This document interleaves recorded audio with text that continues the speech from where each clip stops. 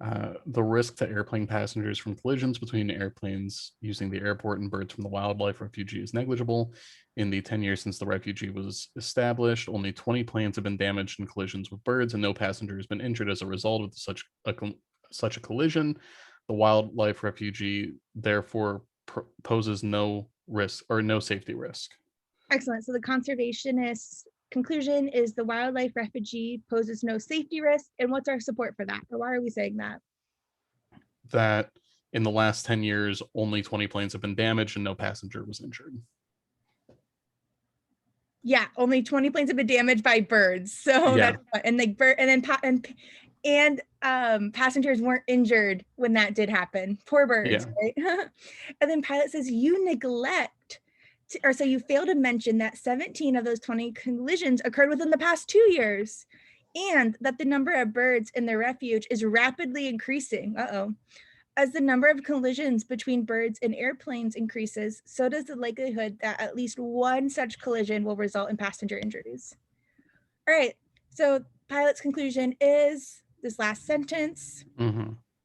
So how does the pilot counter the conservationist, in your own words? By essentially showing that the conservationist is omitting information that is relevant to the danger of the situation. Like, okay, so instead of saying the conservationist omits information, what do we do to the information? Expand. Like we clarify it, right? I really like that. Like we clarify the state, like the facts of the conservationist is saying, or we put them into like a better perspective. All right, so go ahead and start with A. Attempting to show the conservationist description of facts is misleading, but that is objectively what's happening.